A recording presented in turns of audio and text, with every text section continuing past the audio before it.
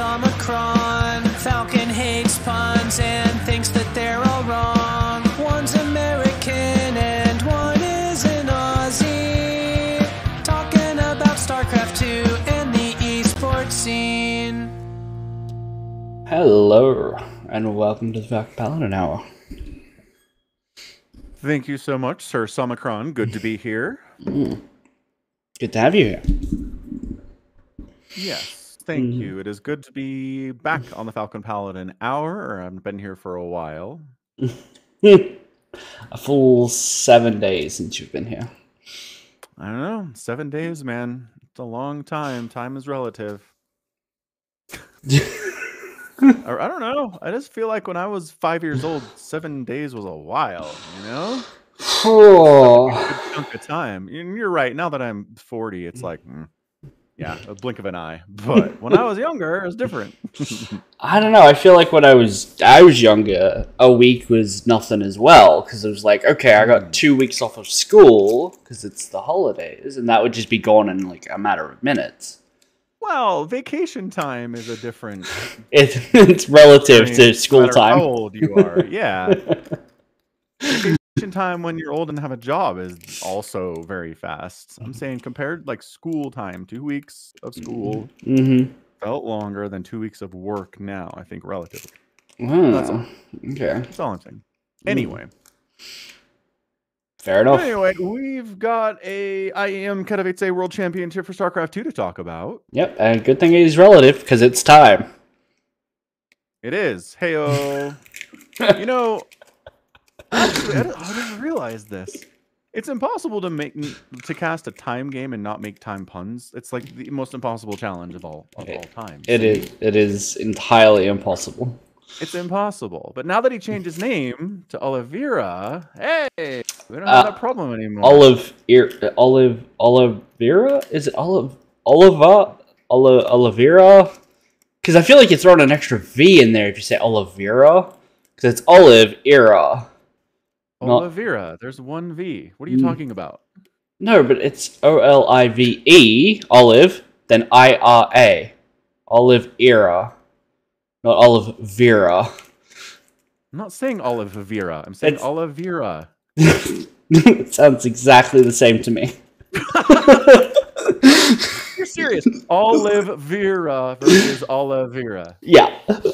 Those aren't different to you? No, those sound identical to me. Okay, I'm just gonna avoid saying that name then. The Chinese Terran player. Time. Yeah, Time, the artist previously known as Time. Oh. I don't know. Like, I think about Time is that for a long time, God, it's impossible. You just can't do it. For a long while. Time, he was great. He was a good player. He would come up against the best there was and give him a hard time and really push him to the brink, but he couldn't really beat them consistently. He wasn't winning the games consistently. So he was always, top 50 player, really solid, really fun to watch. His Terran was incredibly fast and active, and he did all the right things. Yeah. And then he changes his name and immediately wins a world championship. What the heck? I don't think there was another premier tournament in between the time that he changed his name. Was there? Was he in the last ESL? Was he or was he his new name? I don't know when he changed it. I don't either. I feel okay, hang on. Hold up. Okay, so I'm looking at results, and in August of last year, TSL 9, he was still Time. Okay, so in August, and then how about the last 6 months? Actually, I'm going to look at his page. Well, he only has 2 results before this one. And where is he in this? So... Actually, what? Oh, he was still Time in DreamHack Atlanta 2022, which was December or November, depending on. Yeah, so there you go. Yeah, it's amazing. Did his name change give him previously unreleased powers? Is it just a new player altogether who's assumed the identity of an old player? Is this a shape-shifting alien in disguise? Is this an infested Terran and the Zerg Cabal at work? I think it might be. Entirely possible. I think all of these theories are correct. I just... Yeah. So we do our group stages, and he makes it out over Cure and Clem, who are both ranked higher than him on Oligulac. True. I don't think when we went through the groups, none of us were like, yeah, Time's going to make it through here. Nope. So, in the standings, just on EPT points, not like Oligulac rating, out of 34 players, Oliveira was 21. Right. So he's decidedly bottom half. Yes. So in the essentially qualifying tournaments to get here, all the other dream hacks and stuff like that, GSLs, things that would have given EPT points, he was not rocking out. Like, he was not crushing it anywhere in particular. Right. So that's the thing. If he'd been crushing it over the last 6 months, we're like, okay, Time is on a roll. It wouldn't be as weird for him to do what he did, but for him to just be like, I'm doing what I always do. I'm really good, but I'm not elite. And then I'm going to fly to Poland and kick everyone's butt for 4 days. Like, what? Yeah. How? I don't know. The man ate his Weet Bix that day. Those days, I should say. He must have. Yeah. Did he? He wasn't in the 32. No. Okay, so he came straight into groups via EBT points. Yeah, he qualified directly. Right. Okay. Yeah. So he was good enough there. Yeah. Anyway, man. And I mean, the crazy thing is, I don't know that there were any other upsets, really. I guess Gumio making it through is a bit of a surprise. I didn't expect to see Gumio make it through Group B. So, over Estrella. I will say, his butt kicked. I mean, Coffee beating Zhao, that was an upset straight off the bat. Yes. I mean, we joked, but nobody saw that happening.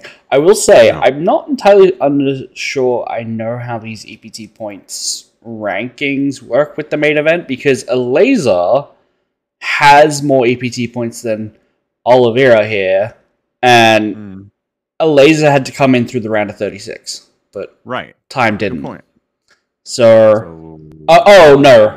Time came in through the Chinese standings, so he was regionally seeded.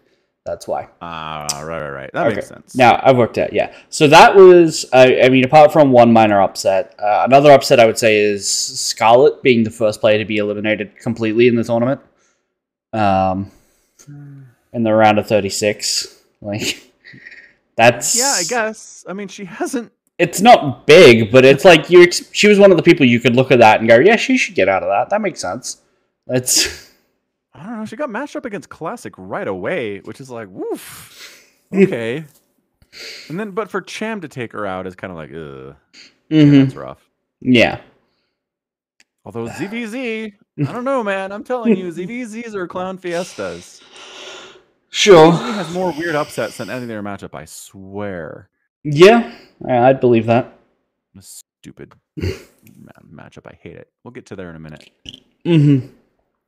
So, okay, I do want to talk about Estrella real quick because I didn't see this until now. He gets 2-0'd by Gumio, and you're like, ooh, bad start, Estrella. And then he gets 2-1 by Raynor, and it's like, okay, that's fine. Like, way to take a map off Raynor, kid. Awesome. Then he gets 2-1 by Spirit, and you're like, all right, now we're cooking. And then Creator 2-0's him. Yeah. And then Showtime 2-1's him. It's just... Wow! Yes. The worst performance of anybody in the groups. Estrella. United States of America, everybody. Yes. Our great hope. The only player in the entire tournament, the entire group stage, not to take a series. Yes. Like, he took 3 maps, which was, I think, more than... Nope, that's also the worst. Bunny got 3 maps, dude. Yeah. They tied for the worst. Yes. But Estrella lost more games. So he finishes -7, which is the worst of anybody in the groups. Yeah. That's rough, buddy. And it's also kind of double whammy because, one, he doesn't get to move on, which means he doesn't get to earn a lot more prize money. But also, for the group stages, you win an extra $300 for every series that you win. And he won no series, so he earned no extra money.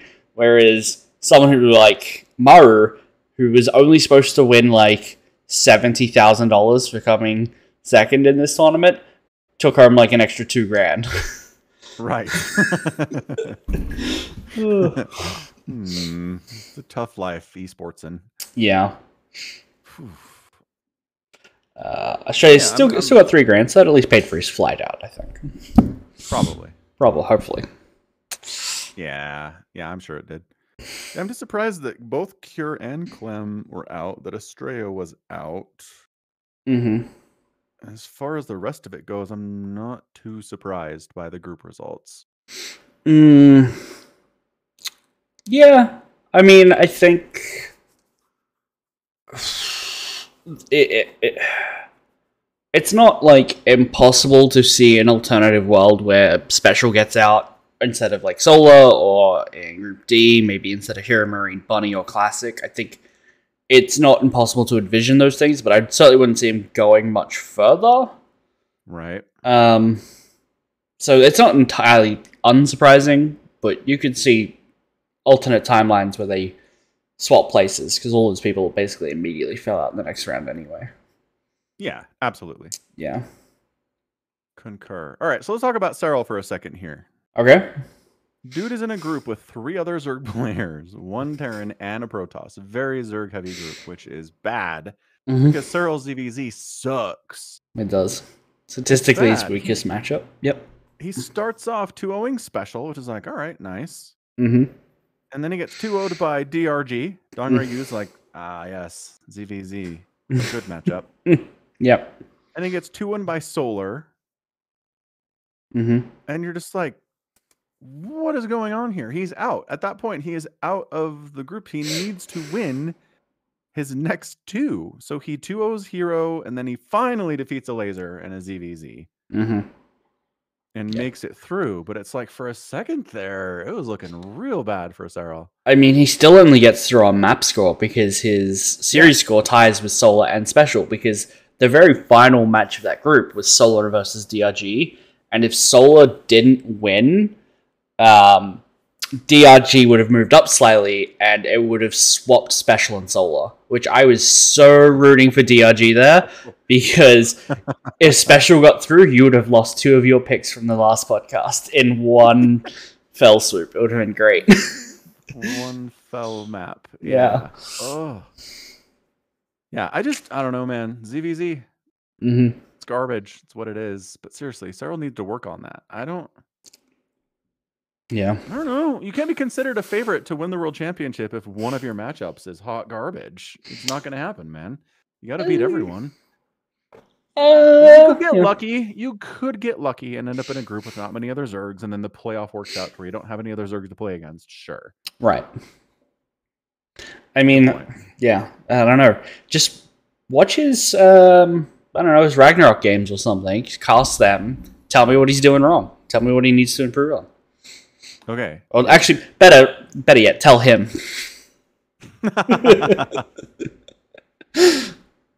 I will. Over here. I don't know. I mean, what it really seems like is that he just thinks he can get away with droning in times when he can't get away with droning. Which is... It's a Zerg thing. You have to know when these are. When are you safe to drone and when you're not safe to drone? Mm-hmm. And it is harder in ZVZ because the enemy has speedlings and the enemy has roaches that are pretty fast, and their ability to get across the map like that when you just made 12 drones and kill you is pretty solid. Right. Yeah. No. You don't have planetaries. You don't have shield batteries to help you in those situations. No. There was one game I was particularly annoyed about because he scouts Ragnarok's Spire, and then he's like, okay, I've got a Hydra Den coming. It'll be fine. Doesn't make any spores. Not a single spore. Because Ragnarok's is like, I'm going to just keep making roaches for a little bit. And he's like, oh, sweet, I can get away with no spores. And then he makes like a round of just mass of roaches because he's like, oh, okay, well, there's no mutas coming because there's just more roaches coming. But then after the roaches, there's mutas. And it's like, oh crap, now I didn't build hydras and I don't have spores either. Yeah. Ugh. Huh. No anti-air mutalisks have arrived. Well, I have dug my own grave here, it would seem. Mm-hmm. Yeah. Frustrating, man. It is. All right. Anything else you want to cover in the groups? In the groups? Not really. I mean, Australia, despite... Are we still dumping on Australia? Yes, but no. Okay, go ahead. Australia versus Raynor had some pretty fun builds, I will say. He made a good show of it. Those 3 games he played against Raynor. The map he took, worth casting. Excellent games, I would say. Okay. I would like to shout out to his builds because they were something else. Okay. And I don't want to spoil them for you. You got to go in blind. You got to see it to believe it, and I don't think I could describe it anyway. Fair enough. Yeah. I've got a note. Got a note to do those 3 games. Yeah. Done. Sold. All right. Then on to the playoffs. We had Solar, Gumio, Serral, Bjorn, Olivera, Hero Marine, Dark, and Creator. Mm-hmm.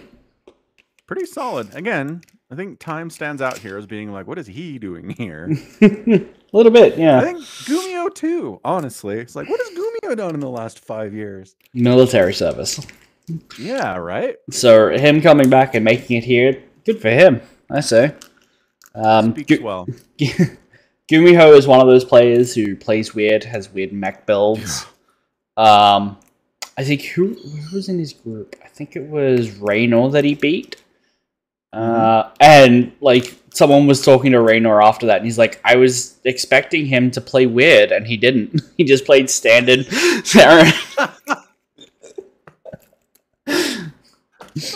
That's the superpower. When you play weird all the time, you can play standard and throw people. It's just another trick in your bag. That's amazing. Yeah. And hilarious. Yeah. Yeah, so Solar defeats Gumio. Mm-hmm. Not too surprising. Serral 3-0's Beyond, which is kind of like, oh. It's a little shocking. A little bit. I mean, Serral's TVZ during this thing was pretty on point. Mm-hmm. But I mean, Bjorn was playing so well all year. I mean, he was consistently finishing high in premier tournaments and looked real scary. And then for him to just get swept like that was a little shocking. A little bit, yeah. But so better luck next year, Bjorn. We love you. Yep. Come back strong. We believe. And then in a TVT, Time 3-1's Hero Marine, which, again, little surprising. Hero Marine's been a top 10 Ligilag player for the last 6 months or so. So for Time to again, TVT is a little clown fiesta-y as well, especially the first 5-10 minutes or so, where it's like, what exactly is the composition my enemy is going to use here? Because I don't know for sure. It's got some tricks to it, but it's not nearly as bad as like a PvP, which... Did we get PvPs in the entire tournament? We must have somewhere. I think so? We got 7. Okay. PvP is going to be like stalkers. No. PvP is like, I'm going to throw out disruptors everywhere. I hope you can blink out of it. It's a real nightmare. Like, there's nothing to it. It's just like bashing each other over the head with phone books. It's like, eventually it'll work, but there's no strategy there. No. I know, but I'm saying in TVT, you can show up with any composition of Terran units in the first 5 minutes.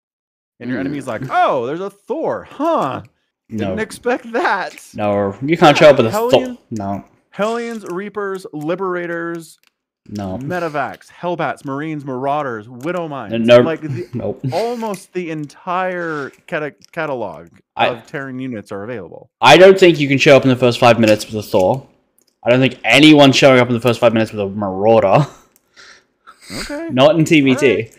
I think there are large varieties of unit comps. Like you'll see anything from you'll see Cyclones. You'll see Vikings. No, I mean you'll get them. You'll get them, but not in the first 5 minutes, right? Like in these games opens Raven and you have a Viking, you can take it down. You can, unless they have a bunch of Marines and you try to move on top of it and they gun it down. Like, yeah. I'm saying that happens. Like, obviously they get Ravens and Vikings. That happens, but not, like, immediately. In the first 5 minutes, it's still in a weird state. Well, I'm arguing for your point, just earlier than what you want it to be. Like, what you're describing to me sounds like TBT mid to late game, right? Where it's all of that stuff. In the early game, you'll see either 1 Reaper, 2 Reapers, 2 Reapers and a Hellion, 2 Reapers and a Widowmine. It happens. Like, you get all this wide variety of stuff. But... Did I even say siege tanks? No, I don't think you did. I think you skipped the key unit. Yeah, right? So siege tank. I'm just telling you, the game 1 of Maru versus Oliveira included Ravens, siege tanks, Hellions, Reapers, Widow Mines, Medivacs, Marines. Did I say Ravens already? Probably. Right? And that was 5 minutes. That was a 5-minute game, Omicron. Go watch it. I don't know. The replay. I'm not going to pull up the replay. Yeah. I don't know. When I say 5 minutes, I mean 5 minutes. It's weird stuff. You're thinking like the first 2 minutes. When, it's some Reapers and Hellions, and it's always the same thing. But then it gets weird after that. Once you're safe from the enemy's Reapers and Hellions, then you can kind of move into your own crazy composition. Nah. Okay. I'm not doubting that they'll have those stuff, but it's not like all it is. No. Right. Like all the matchup is? Yeah. Well, no. Definitely not. No. Like, I'm not saying, like, oh, you're going to turn up at 5 minutes and there's always going to be one of everything. No. Not everything, but a wide selection. Because I wouldn't describe TBT as a box-up battle kind of matchup, right? Where every player is making one of everything, all the time. No. It's just that first window. And then, it moves into... Once the game gets past that point, it's Marines and it's Siege Tanks and it's Vikings and maybe it's some Liberators, right? Mm-hmm. It really standardizes after that point. But I do think it gets very weird in a window between the extreme early game and the mid game.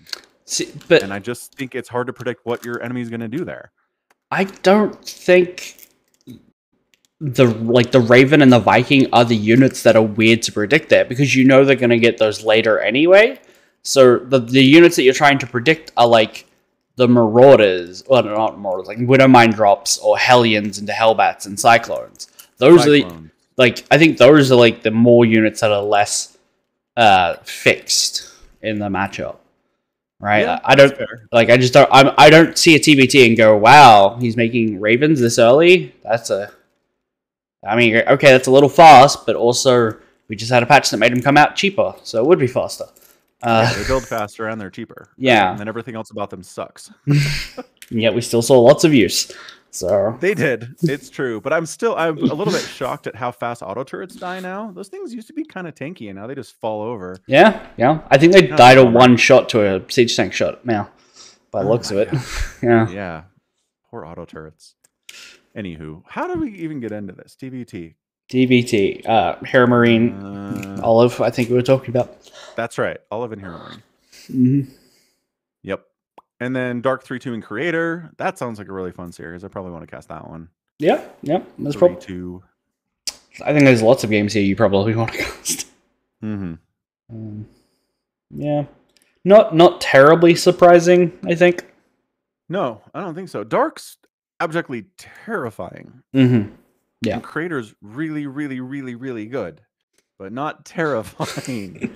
So for Dark to come out on top, not surprising. For it to be as close as it is it speaks more to how well Creator was playing than anything else. Yeah. The next round, Maru, fresh off his first round bye, 3-1 Solar, like the boss that he is. Every other Terran struggling against Zerg. And Maru's like, nope, not me. I mean, in fairness, it's Solar who consistently gets to the round of 8 and loses. Yeah. Ta-da! Solar doing Solar things. Yeah. So I don't know. Was that more a Solar thing or a Maru thing? I don't know. I didn't see this game. I overslept because the games are starting at like 10 p.m. my time. And when you go to bed at like 6, even then getting up at 10 is hard. So I actually have not seen those games. Yeah.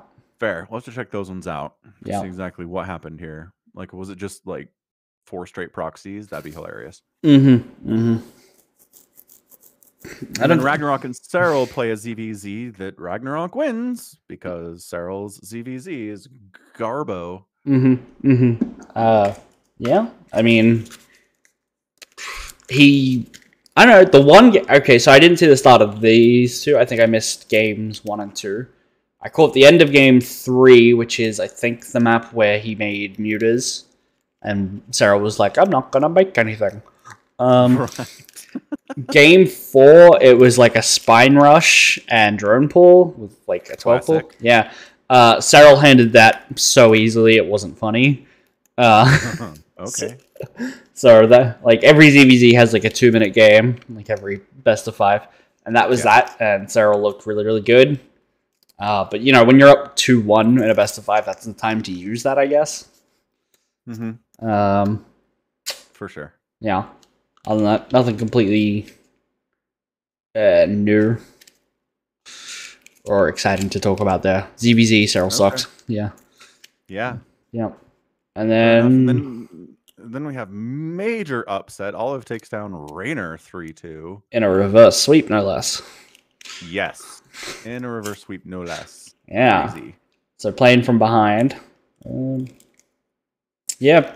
I mean, his ZVT looks really good. His TBT looks really good. His PBT looks really good. Yep. So, I wonder if Raynor could have swapped to Protoss at some point just to throw him off. It'd be interesting. Yeah. Finally in the quarterfinals. Oh, no, go ahead. I was just going to say Reynor's Protoss is still really scary, but I don't know how much he's playing with it at the moment. Right. Yeah. That would be fun, though. It would. And then Hero 3-0's Dark. And it's like, I know Hero just won a GSL and looked really good doing it and kind of revolutionized the matchup of PvZ, but like, remember how 4 minutes ago we were talking how incredibly terrifying Dark is? He is. And Hero was just like, nah. We're good. Yeah. I was kind of ready for a nap, mid-morning nap around this game, so I kind of wasn't paying super close attention. But what I do remember seeing is Dark making swarm hosts and then like launching them all at once instead of like a little bit at a time.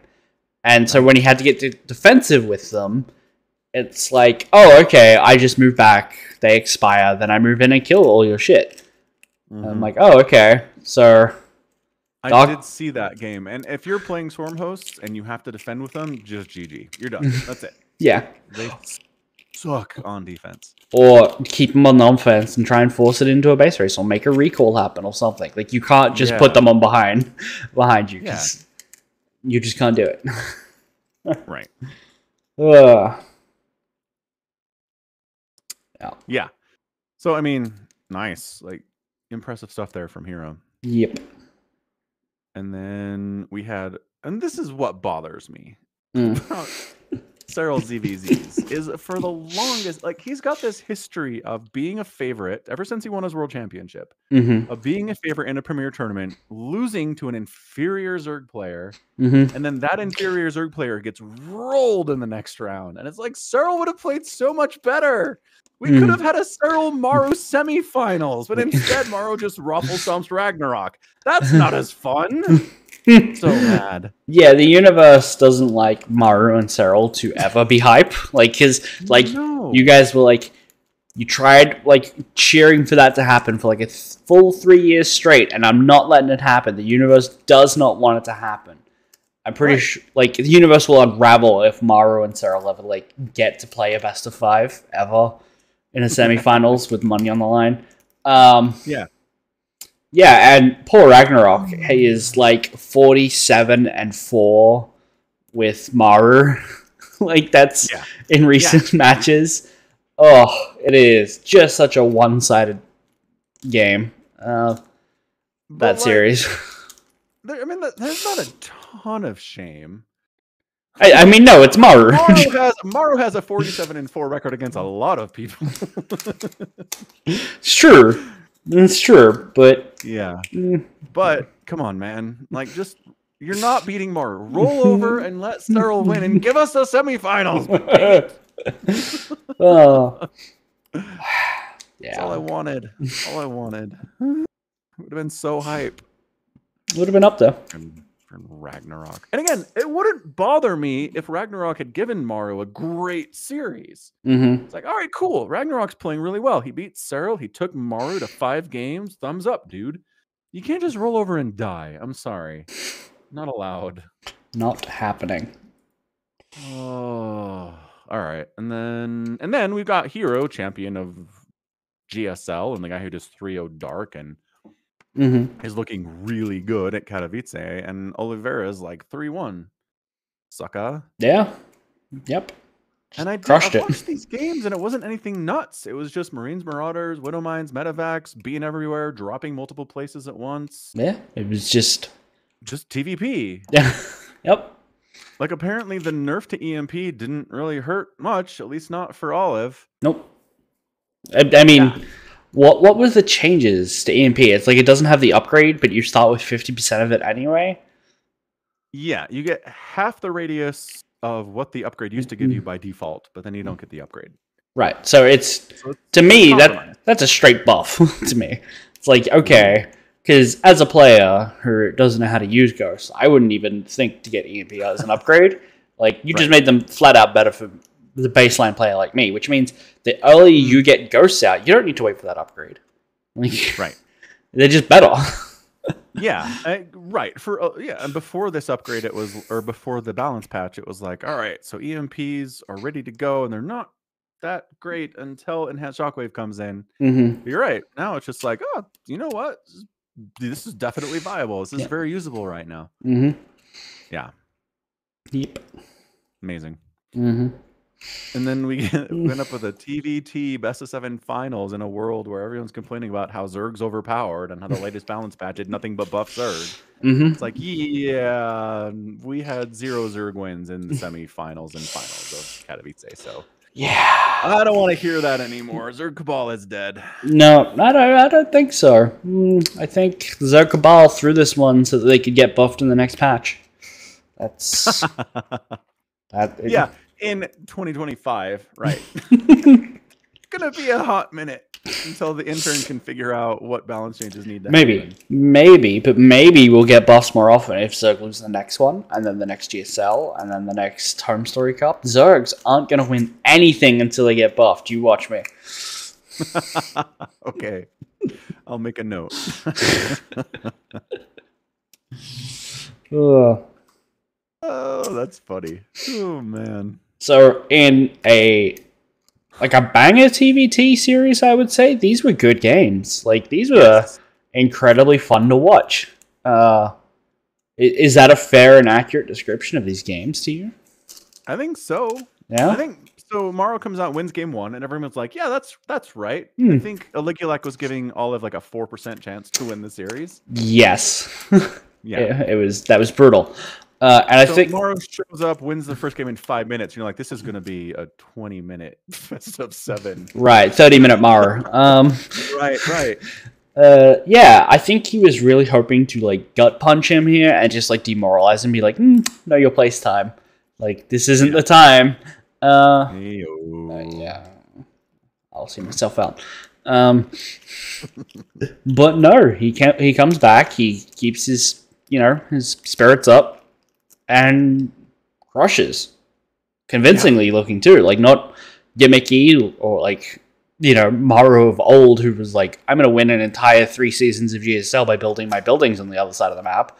But just in like standard good old fashioned TVT. Where he's like, oh, I see your drops coming out. I'm going to move Cyclones into position to catch them. Right? Like, and then I'm going to move in with my Reapers because I know you're not home. Like, just good plays.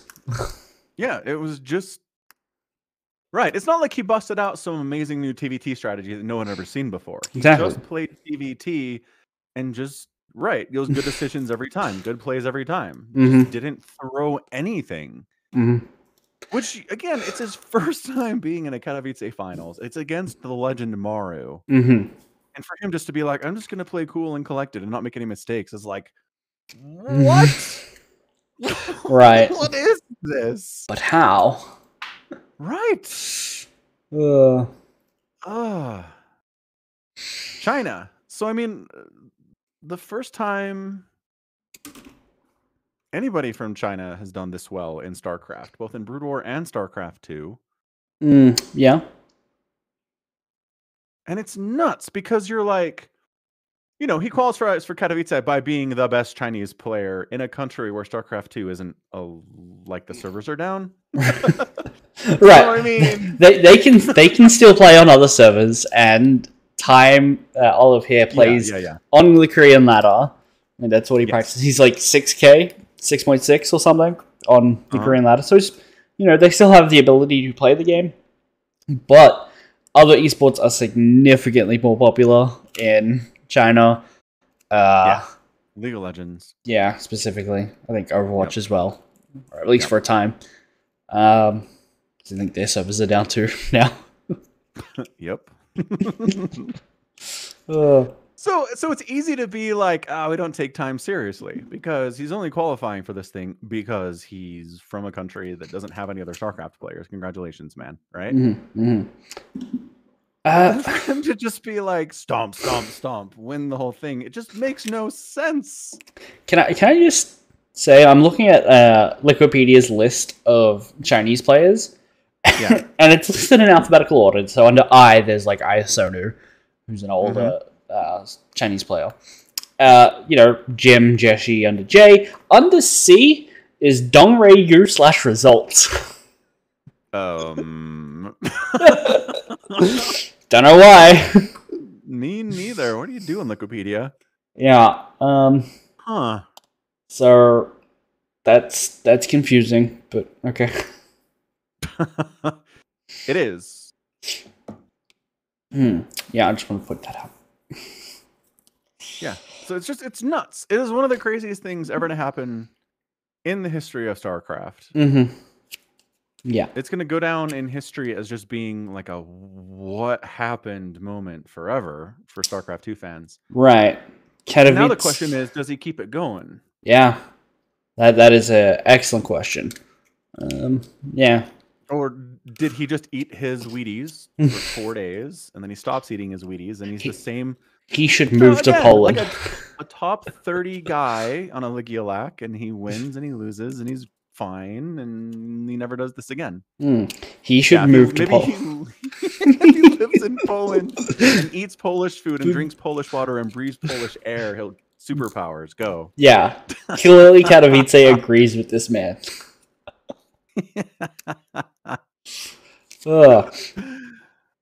I mean, I'm really hopeful that he'll keep going. Did you watch his post-match interview? Because I know you usually don't care what players think and feel. I certainly don't care. I watched him, like, his emotional reaction after he closed Game 5 was like, okay, that was awesome. That was so good to see. Like, he was so overwhelmed and overcome. And that was great. But after that, I was like, I don't care. Moving on. Exactly. That's what I thought. He had his interview with Smix, and he talked about how other players... Does Smix speak Chinese? Time speaks English. Oh, it was in English. Yeah. Excellent. Sorry, continue. Yeah. Other players told him, like, you should stop. Like, that's enough. Like, you've gone as far as you can. But look at me now is like something he said. It was so good. And he's like, and my dad told me I should keep playing because I'm always the best player in his heart. And it was so emotional. Smig starts crying. I start crying. Zombie Grub on the desk starts crying. Kalaris teared up. It was a good moment. It was really touching.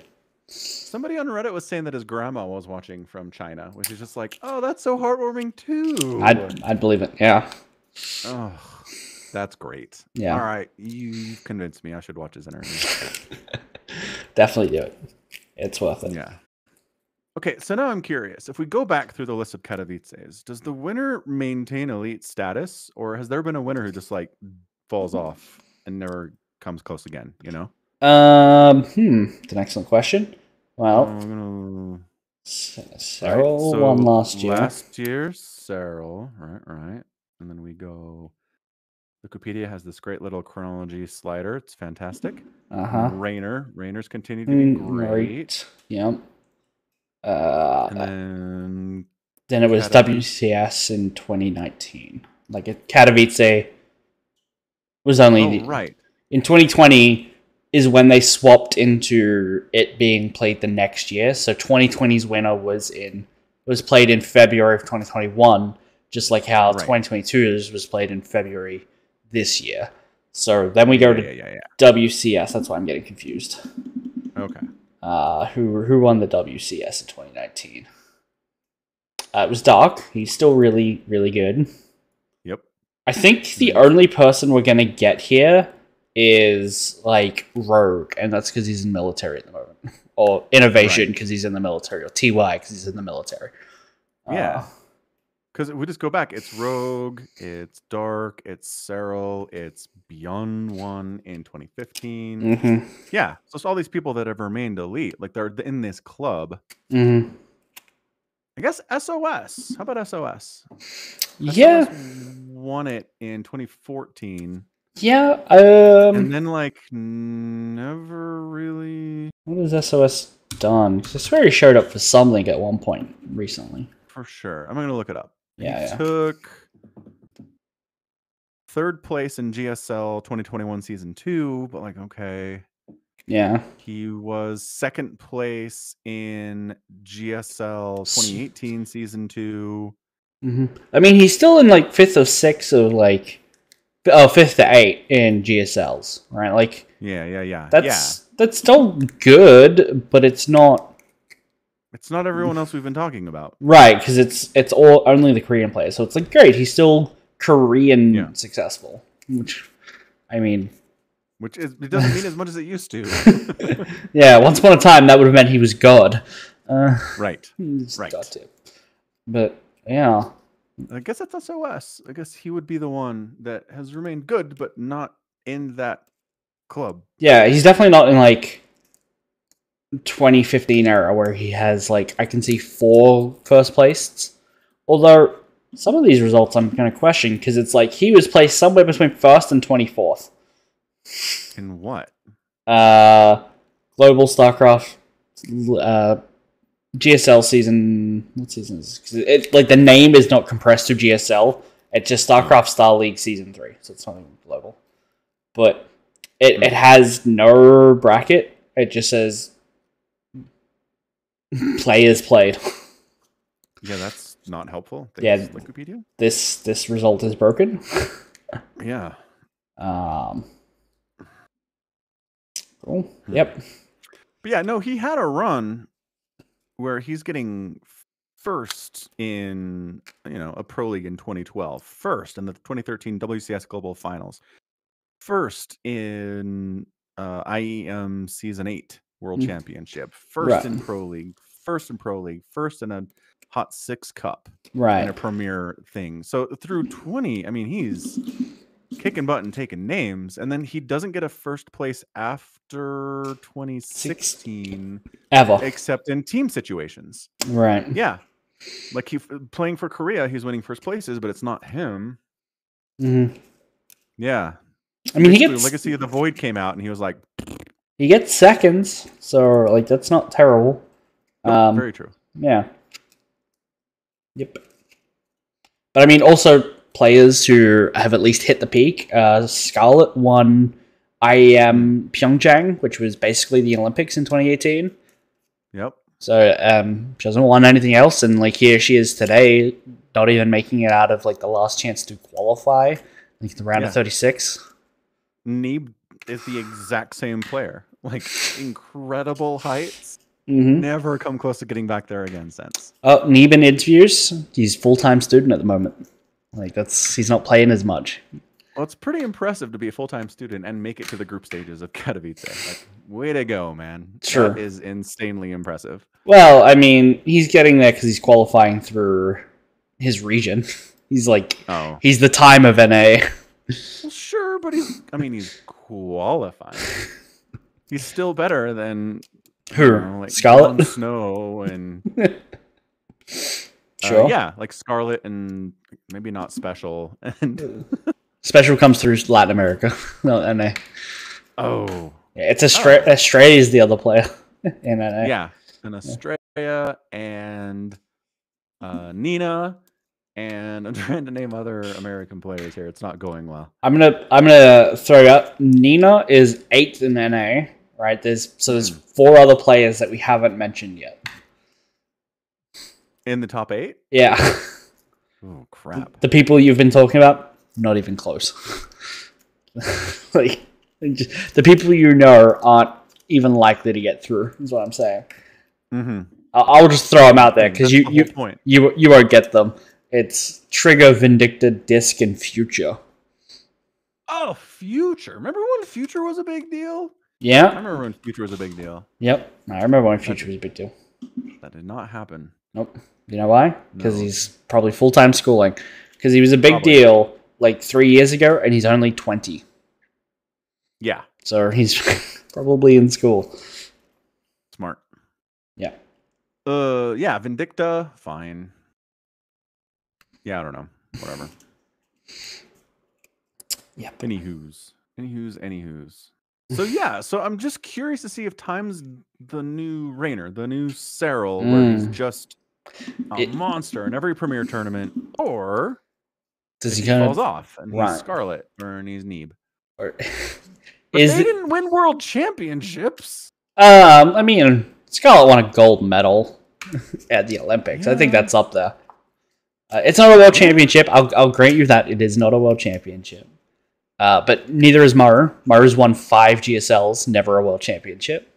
A true fact. I remember this vividly because in his WCS signature series, like a little clip that they did for all the players one year, he said retiring from StarCraft without winning a WCS would be like going to the bathroom and not wiping. It's just something you have to do. It is. It's the weirdest resume in StarCraft right now. Like for him to be so good in GSLs and then just never get it done outside of Korea is like, what the heck is going on? That man should not move out of Korea. They should host the World Championship in Korea and he'd win, I bet you. Like everyone else played with jet lag. Maybe they'll do that one day. I don't know. Maybe. That'd be hilarious.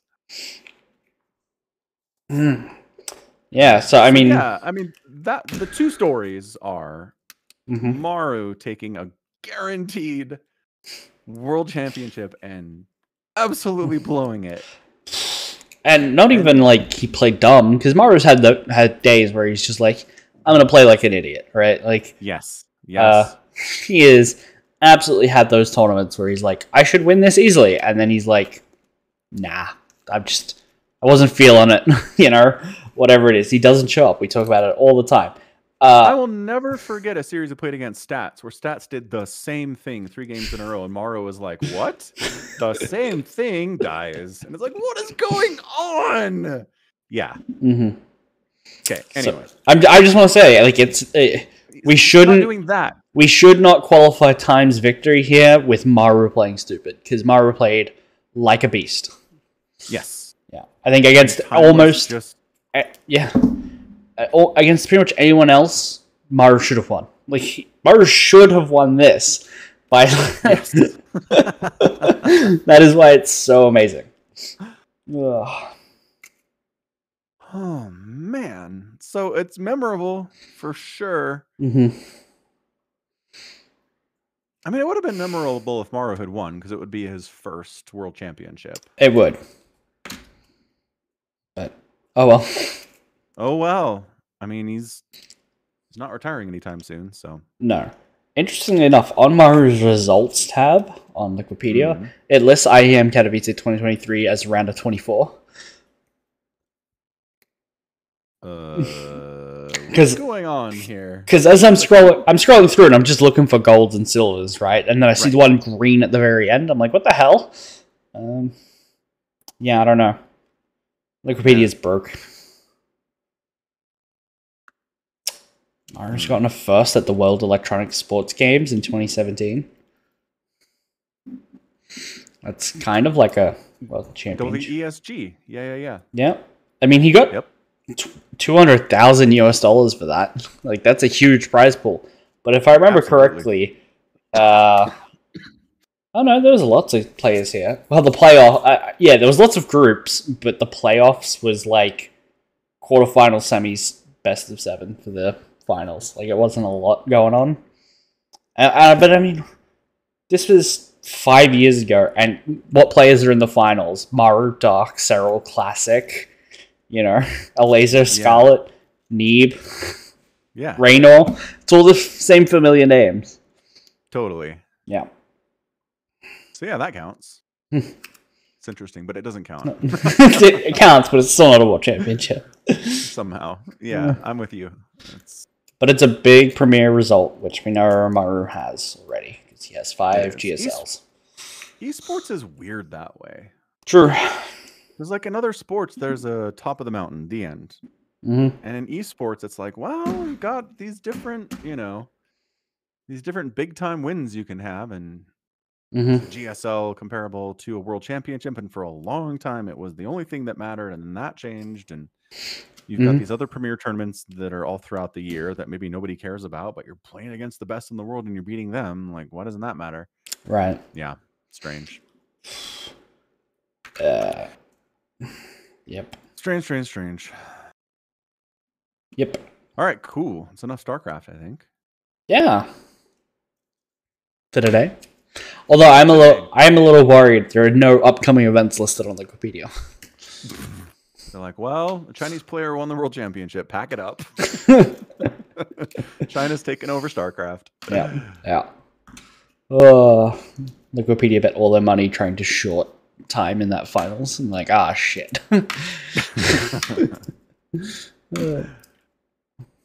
Well, I got to take a bit of a break. It's a lot of work for Katowice. True. Excellent. You want to talk buddy daddies? Sure. Yeah, we can talk buddy daddies. Yeah. So did we talk about the episode before the most recent one? The one where he goes shopping to get everything and buys all stupidly expensive stuff. He's like, she's got to show her dominance on the playground by wearing Gucci clothes to preschool. Right. I think my favorite moment is they have this whole list of stuff you have to bring with your kid to their first day of preschool, and there's like looped towels, like towels with a loop on it, so you can hang them up. And he's like sewing a loop onto this towel. And then later in the episode, you can just buy them at the local dollar store, and he's like, "Come on!"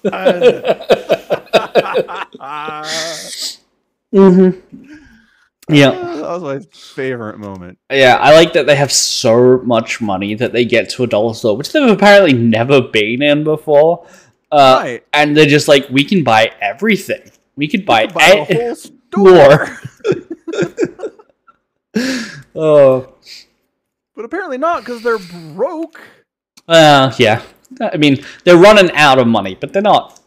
Like, they've still got a reasonably well-paying job. They just got to, do some jobs, Yes. I like the surprising, subtle dark humor when they, are interviewing with the preschool teacher, and they're like, oh, what do you do? Oh, we're cleaners? I'm like, oh, okay, there's an undercurrent here that's a little bit truth to it,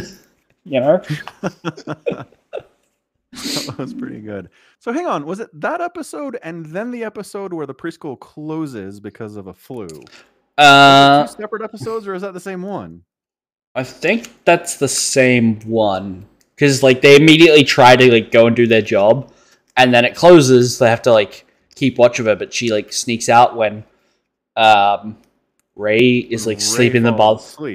Yeah, because he's a terrible parent. Right, and then they find her at the bar. That might be 3 episodes. I think the one where they go to the dollar store is 3 episodes behind the most recent one. Yes. Yeah. Because that storyline is they send her to school, they do all the work to write her name on everything, and get all the stuff that she needs and get it ready to go. And he packs her a lunch, but then they have lunch there, so she doesn't need it. Right. And it's like, and then she's ostracized from the other kids because she's dressed too well. Right. And the kids are like, I don't want to get you dirty. I don't know how true that is for 4-year-olds. I'm going to be honest with you. But whatever. It's fine. It was a decent story point. Yeah. I mean, I don't know. Maybe in Japan it's different with the Yeah. Because even there, they're like, oh, you take off your shoes when you go to buildings. So kids know that they don't want to track dirt over nice clothes. Yeah. That's a good point. Just cultural difference. Yeah, I assume. Yeah. Well, what I liked about that episode too is that he didn't just send her to school in the cheap clothes so that she'd fit in. He showed up and was like, did the soccer stuff. Right. To help had her. an in for that. Right. Right. Give her the boost. Right. Yeah. That was heartwarming. That was a very nice moment. I still. And the 4-year-olds are incredibly blown away that he can like hold a soccer ball in his head, which is exactly how it works with kids. That was perfect. Yeah. They're all like, "What?" It's like, yep. Yes. Yep. I of course still love the group chat text messages between all the other mums at the preschool who were like, "Ooh, if they're dressed 12 money, I would like a slice of that." Made me laugh so hard. Especially I like how they're like, 2 dads, what's going on here? Like, nobody's like, they're probably gay. I don't know how interested they are in you ladies, but yeah, well, I mean, I have a kid, so I don't know. Although no one seems to question that none of them have the same last name. Like, they're clearly not gay married, and no, not that I think that's legal in Japan. I don't know, but gay marriage? Yeah, I don't know.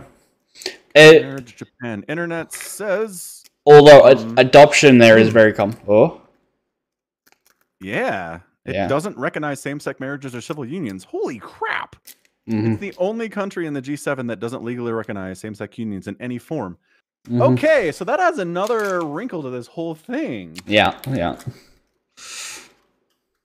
Oh. Yeah. So hang on, they forged the documents to get Miri into preschool. Yes. They didn't give themselves the same last name just to make it easier? No. That's so weird. Because then they would have to reforge all their other documents that say their current name, like their driver's licenses and passports and stuff that they have just generally. And I imagine that that's a pretty costly thing for them to do. Like, they can't just snap their fingers and do it. Yeah, I suppose. Yeah. Yep. Anyway. Yeah, so then the episode where they're trying to do their job and have a 4-year-old at home all day. Is that the episode where it's just a series of her having made huge messes and going, call me? After the 3rd, I'm sorry, kid. It doesn't really have the same oomph anymore. No, I think that was a couple episodes ago. Because the one where they try to have her stay home, and one of them go out to do their jobs, but she sneaks out, and then they lose her, and she finds her way to the bar with Q-chan. That's the one when the preschool is closed. Yeah. Is it? It is. Okay. Is that? It must have been earlier on when she makes all the huge messes. Yeah, I think that's when she's like first staying there for a couple days. Yeah. It's like the 2nd or 3rd episode after they bring her home. Right. Yeah. And I'm like, okay, it's kind of cute the first time, but like, knock it off. You're apologizing as soon as I open the door. You know it's bad. So hilarious. My theory is that this is this anime is part of a group of animes, a collection of them, which is actually being funded by the government to show people that having kids is fun, and please fuck and have kids. Yeah, look how adorable this child is. Don't you want one? That is. But at the same time, it's not entirely positive either. Like, she makes huge messes. She runs off and gets lost and terrifies them. And like, she does stuff. It's honest is what it is. And that's why it works. Agreed. Yeah. It is honest. Yeah, Japan's birth rate has fallen off a cliff over the last decade, and they are worried about this. Yeah. And every other Western country that also has declining birth rates is just like, immigration, wow, this will patch that up. And Japan's like, no. We don't do that here. No. This show's like, look, let gay people get married, and they'll adopt kids, right? Like, they'll even raise kids. It's fun. I think you're right. I really think you're right.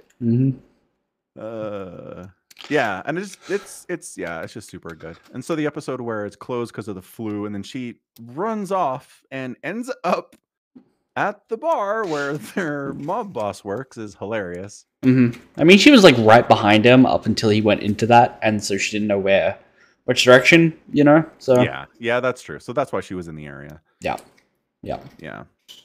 And it turns out that he's like pretty good with kids. He's got some kid skills. Yep. That, or he's subtly threatening to kill the child. Yeah. At least Kazuki thinks so. No, he certainly was. He says, if this kid gets in the way of you doing your jobs, like there will be problems, you guys. Mm-hmm. It's true. Yeah. But then he spends like a minute with her and is like, no, I get it. Yeah. Makes her a super cool drink. Mm-hmm. So, and then she's entirely appreciative, which is all anyone who ever makes any kind of food wants. Mm-hmm. It's true. Yeah. Then we still had the most recent episode where they go on a school field trip, which they have to pack their own lunch for. The school provides lunches normally, but won't provide it for a field trip. I feel like you're making those lunches anyway. You could pack them along. I agree. Yeah. Just giant plot hole. Couldn't watch the entire episode because I'm like, why didn't they provide lunch? Ruined it. And then I went and had lunch. I do like how packed lunch is a competitive sport in Japan. Because they're all done up in these beautiful napkins and beautifully tied, and then everything's segmented and it's all visually appealing. Right. Everything's in its perfect slot. And it's like, who has time for this? Japan. Yeah. Japan does. That is a trope I've seen in many a school anime, right? Like, especially the carrying a bento in like a tied scarf or or something. Like no one just puts it in a bag. It's tied up and carried like that. It's never just the box. Right. Also, I would like to point out that there was in another show that I'm watching at the moment, there was a play on that trope where it's a character's birthday, and one of them was walking up with like a little handkerchief like box, and we're like, oh, she's brought her lunch for her birthday, and she plonks it on the table, and it's a heavy thud, unwraps it, and it's a solid gold bar. Like because this character is incredibly rich and was like, I couldn't carry the bigger one at home, so you have to have the smaller gold bar. Oh, that's fantastic. Yeah. Oh man. Yeah. But, so the initial conflict in this last episode is that dad and dad are worried about Miri growing up and not knowing right from wrong. Right. That's what the TV said. I love all the flash futures where Miri's grown up and she's like, I hate you old fart. And she's like in prison and he's wearing his apron still. And he's like, I'm sorry. She's like, get the fuck out of here. No, he's always concerned that she calls him old. And he always ends it with, I'm not old. And she always has the same barrette. It's like 20 years later. She's got the same barrette when she was 4. It's funny. Yeah. The show's got style. I like it. Certainly does. Yeah. So then the preschool teacher is like, your daughter hit this other kid. We're not quite sure what happened. Can you figure out what happened, please? And then he tries to be a good dad and he tries to explain to her, what happened. Tell me what happened. And she's not really interested in giving details because she's 4. Right. And she's watching someone play Mario Kart. Yes, Mario Kart. Yeah. You gotta sidestep those trademarks. Cool with this. I don't think you can be that close. I think you can. I think you can be. Because there's in Wikipedia has like a list of tropes. What's the trope? The website that catalogs all the tropes and then gives like examples and TV tropes. TV tropes, yeah. There's basically that, but it's for slightly changed brands in anime. So like Coke will have like 9 or 10 different varieties that are just like Cokel or Coca or Koken, right? All things that are just ever so slightly close. And anime does this all the time with everything. Okay. Like Nintendo might be Nintendo or something like that. Or Mario Kart. Or Super Smash Family or something, Yeah. She's distracted too. That doesn't help. Yeah, gotten her away from the video game. Yes, get her out of the room or tell Ray to turn it off. But then as soon as his concerns that she doesn't know right from wrong and that he needs to teach her right from wrong, like that bubbles up to the surface and he's like worried. Mm-hmm. Then he's arguing with her about whether she knows what's good and bad. And she's like, I do. And he's like, you don't. She's like, all right, you big jerk. She gets mad and she says she hates him and she storms off to her room. And I was like, there you go. That's the parenting experience. Yeah. Nailed it. I do know what's right from wrong, you big assassin. Yeah. Who are you to lecture me on morality? That is funny when Ray's like, are you sure we know right from wrong? Oh, so good. Yeah, super great. And then it turns out she's like a huge narc and a snitch and involves herself in everybody else's business at every opportunity and is going to get herself killed someday. But, you know, it all works out in the end because this is a heartwarming anime. Mm-hmm, mm-hmm. The fact that she doesn't know what the payment system is for bentos, you have to beep it. Like at the supermarket, you have to beep it before you can take it. Beep it. That was the most adorable thing. That was so cute. I'm like, ah. Oh. Mm-hmm. Yeah, it didn't beep. You have to beep it. She says to this fully grown man, like, okay, Miri, you need to pick your battles here. We need to have a discussion about weight class for a minute. Right. But yeah, I mean, the way that she tries to include the boy who has no social skills at all, and the other girls are like, he's a lost cause, man. And like, he's 4. Let's not write people off yet. Right, yeah. And she's just like... He's mean and he's loud. He doesn't care about anyone. It's like, yes, these are all true, but he's 4. They're all 4. And we're all 4. Come on. Mm-hmm. Yeah. And then Miri, makes sure he's included and relates to him over Mario Kart and doesn't let him wander off on alone. Yeah. Mm-hmm. Yeah. She's great. Yeah. Yeah. And then I would just like to say that if you are a preschool who takes 30 preschoolers to the zoo and you lose 4 of them for like an hour, you should lose your job. That's it. Just like no second chances. You're done. No. What is wrong with you? I don't think so. I think if you're a preschool who takes 30 preschoolers to the zoo and only sends 1 teacher, you should be shut down. That's also true. I think students can run off. Like a teacher's only got so many pair of hands, so many sets of eyes. I think if you take 1 teacher for 30 kids in a classroom, maybe you get away with that. I think kids are going to run off naturally. Like some of them are just going to be little D-bags. I don't think a teacher should get sacked for that. But I think you should have found a staff attendant at the park, put out an announcement over the PA system being like, come to the koala sanctuary. We're waiting for you. Don't wander off. Right. Put out a manhunt. Don't just like get the park's attendants involved. Don't just like wander around for your own, because who knows where they would have run off to. For all you know, they're sitting in the bathroom. So what's weird is if you don't have enough teachers to watch 34-year-olds, you bring parents. It's very normal to be like, we need 3 or 4 parent volunteers on this field trip because we're going into public with 4-year-olds, and you know how that is. And every parent's like, yes, we do, absolutely, let's do that. So they totally should have had more people there than just poor Ms. Anna, like smokes. Right. Absolutely right. Yeah. But again, this is Japan. This is where like 6-year-olds walk a mile to work, or not to work, to school. Yeah. Right, and they catch the bus by themselves and the train by themselves, and they like.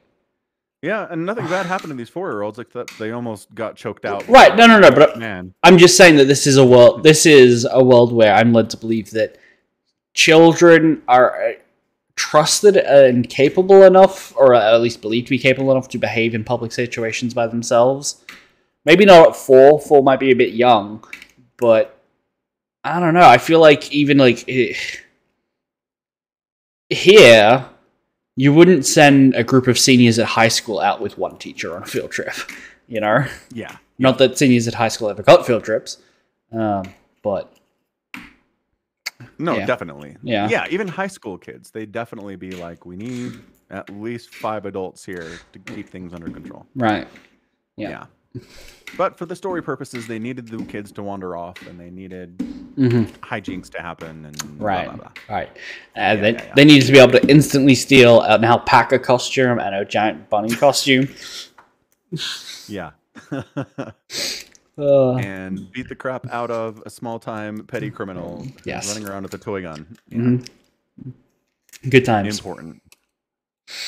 Good. Yeah, times. I did like that. Miri too. What's Blonde Daddy's name again? Kazuki. God, it's not easy for me to remember. Kazuki? Kazuya? Kazupapa.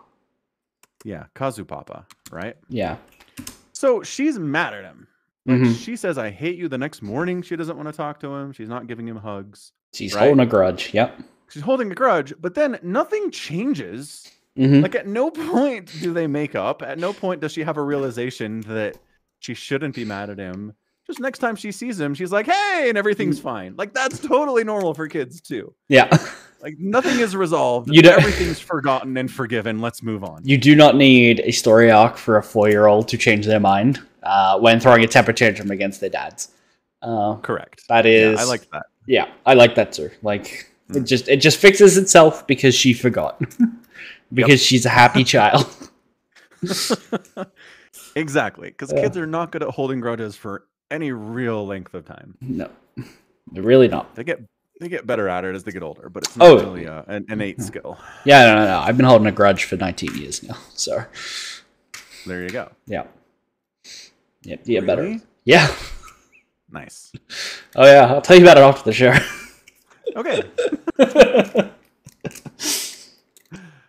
Awesome. All right. What else? Yeah. So Buddy Daddies is great. It's so well done and so heartwarming, and every time Kazuki has to drag Ray along with one of his crazy plans, it makes me laugh. Ray's like, "Good luck with that," and Kazuki's like, "You're coming too." Like, I like how they're at the zoo and they're like climbing a tree with spy gear and like walkie-talkie headsets and stuff. Like, this might be a bit overkill. And people see them, and they're just like, "Don't look at the weird man in the tree, honey." There's an offhand remark that Kazuki says to Ray, which is like, "There's some shifty characters around here." Like, he says as he's wearing all black and hiding behind a trash can. Yeah. So good. Yeah. Yeah, we might get... I mean, Kazuki mentions his own upbringing for the first time, where he says, the reason I turned out this way is because of parental neglect. And it's like, oh, what happened there? They didn't get any deep into it. But... Right. But, I mean, a couple episodes, we found out that Ray basically came this... Yeah. But not through parental neglect, through direct parental care. Yes. Stretching the definition of the word care. Through negative parental attention. Yes. Yeah. Direct action. Yeah. Yeah. Yeah, I am curious about how they met. Yeah? Like, how the heck did this go down? Yeah, I mean, it's a good question. Yeah. Maybe they just got paired up by bartender glasses guy. Maybe. Yeah. I hope we get that backstory one day. The easy answer. Yes. That is the easy answer. All right, cool. So just quick thoughts on Last of Us. Hold on. I'm looking at the Buddy Daddies Wikipedia page, and their production, according to Mitsuhito Tsuji and Toba Yosuke. I would need to look to see who those are. I think those are the writers on the show. The Buddy Daddies is inspired by some of the staff members who have children. Makes sense. Yeah. Because I think it's very true to the whole experience. Yeah, because this is an anime original. There's no manga that they're adapting. It's just being written. Yeah. Yeah. I was wondering if there was a manga, but yep, there's not. Fair enough. There's not. Yep. Fantastic. I mean, I don't know. Like, Miri is on the upper scale of happy children. An outlier almost with how happy she is all the time, but it's not past the point of believability. I've known 3 and 4 year olds who are just bundles of sunshine 24 hours a day. So, yeah. And then they get older and they get grumpier. Yeah. Anyway, okay. Last of Us. Awesome. The Last of Us. So there's a major moment in the game where Joel and Ellie have kind of met up with these two brothers. One of them is like 20, the other one's like 7 or 8. So it's kind of like a dad-son relationship with their brothers. Anyway, the point is they go through all this stuff together, and towards the end of that storyline, the younger kid ends up getting bit by one of the mushroom zombies, and he turns, and the older brother has to kill him, and then he kills himself. And it's this like this like heart-wrenching, like horrible event in the story of The Last of Us. And I was kind of worried they'd change it.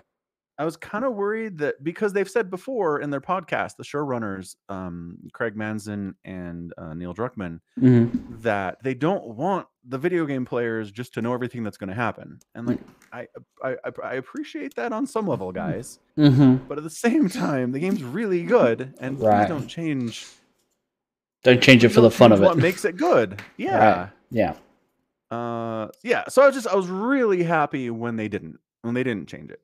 Okay. The story, it gets to that point, they do it. They don't back down. They don't try to shift it for subverting expectations. It is what it is. It's as emotionally destructive as it is in the game.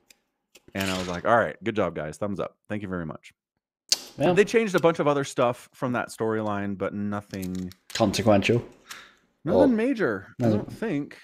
Yeah. I mean, it's a little consequential, but it's the emotional story beats of that chapter in the game all get hit, I think. So fair enough. I saw a clip of Pedro Pascal being interviewed on some talk show, talking about how when he was interviewing for the role of Joel, they asked him, "Hey, did you want to stay up on this Zoom call for a little bit and meet the creator of the like the showrunners, like the Neil Druckmann guy, like talk to him?" And he was like, "Yeah, sure, I would love to."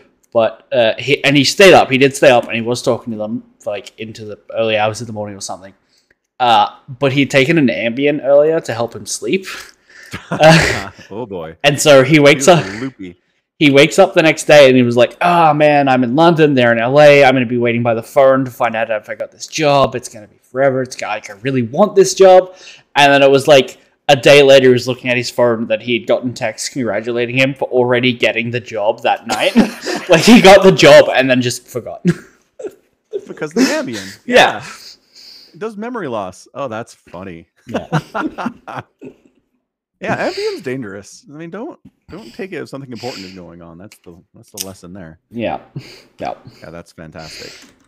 Just one note, they have infected children in the show, which they don't have in the game. Oh, okay. Yeah. And oh my gosh, there's a scene where there's just a horde of infected just running all over the place. And Ellie climbs into a van to kind of hide from them. And there was an infected child in the van. Well, this child infected crawls through the same small window opening she did, because it's small, right, and like is contorting itself, like bending itself all the way backwards and walking on its hands, and like so in the podcast the showrunners were like, yeah, we put out a casting call for someone who could play an infected kid, and this girl just blew them away. They're like, she was so creepy and so good at it, and I'm like, yeah, she's amazing. Fair enough. Yeah, scary stuff. Good caster. They're nailing it. Yep. Really enjoying the show. Excellent. I'm glad it's going well. Yeah, me too. Yep. Me too. All right. Is that it? We're over time. Anything else we want to cover today? I think that's about it. Excellent. Okay, cool. So that is going to be it from us. This has been Falcon Paladin and Somicron coming at you with yet another weekly edition of the Falcon Paladin Hour. We stream this live at twitch.tv/Somicron. It's true. We also put it out on YouTube in VOD format at youtube.com/@Somicron. So pretty easy to find that stuff. And if you want to support us, you can do so at patreon.com/Somicron and also falconpaladin.store for merch needs, including hoodies and hats and mugs and t-shirts and Terry the Overlord stuff and everything else. So it's true. That is it. Thanks for hanging out. Thanks for being here. And until next time, as always, you take care of yourself.